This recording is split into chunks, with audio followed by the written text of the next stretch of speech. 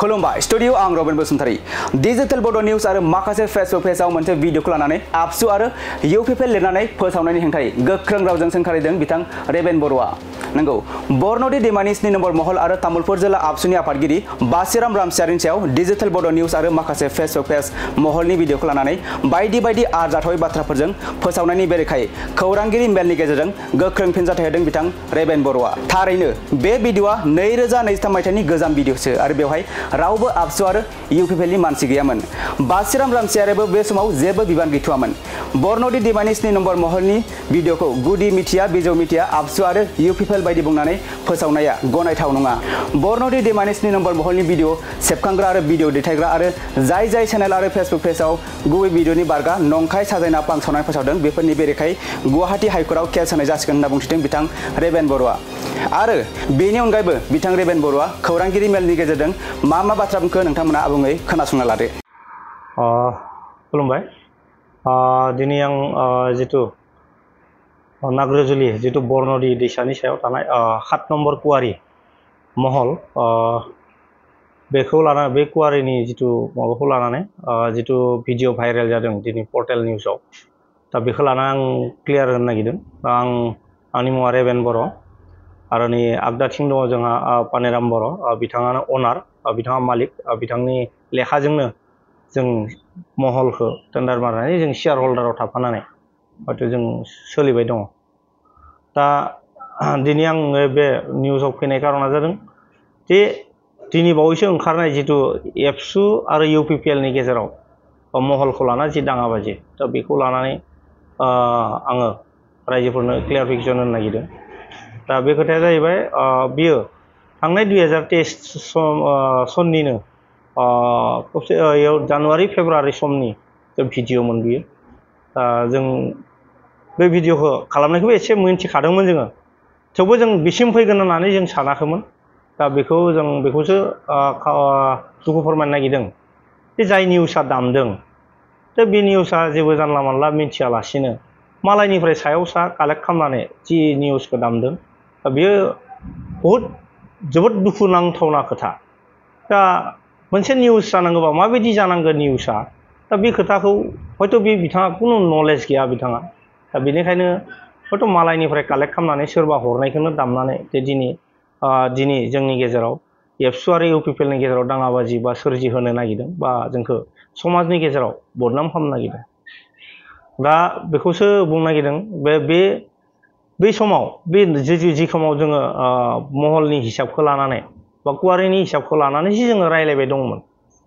दा बेयाव रायलायबाय थानाय समावनो हयथ' जों बाथ्रा खोथा मिलायियाव दा बे हिसाबफोरखौ बिलाइनायाव जितु हिसाबफोरखौ होलायियाव बा जोंनि महलावनो सिस्टेमाव जों बनायना लाखानाय आलादा नियम मोनसे बानायना लानाय दङमोन। दा बै नियमफोरखौ बै सिस्टेमफोरखौ फालियैनि थाखाय जोङो हयथ' बाथ्राफोरखौ बुंलायबाय थानाय समावनो बे मानियाव बे जाय बिथाङा आसि थुलायनाय जादों बे गोरा बाथ्रा बुंदों बे बिथांनि नामा जाबाय रमेन बर'।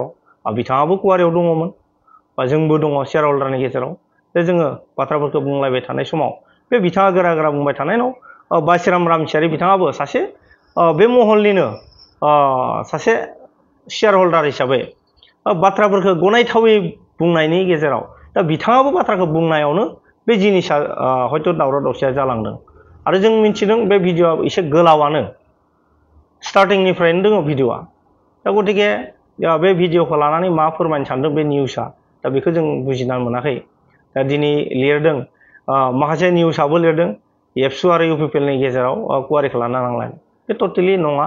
दा बिजनेसमेन हिसाबैसो जोंनि गेजेराव बे खोथाया जालायदों बा बेयो पुराना गोजाम भिडिअ। दा बेखौ लानानै नों माखासे बासिराम रामसियारिनि सायाव खानैसो मानसि बा सानैनि सुबुंनि खैसाराव दिनै बासिराम रामसियारिखौ माखासे गाज्रि बाथ्रा बा गाज्रि बाथ्रा बुंनानै बा लिरनानै बिथांखौ समाजनि गेजेराव गाज्रि नोजोराव खोख्लैनो नागिरदों। दा बेयो नंखायनो एकदम दुखुनांथावना जागोन सासे दैदेनगिरिखौ बिदि जितु बुंनाय बाथ्राफ्रा।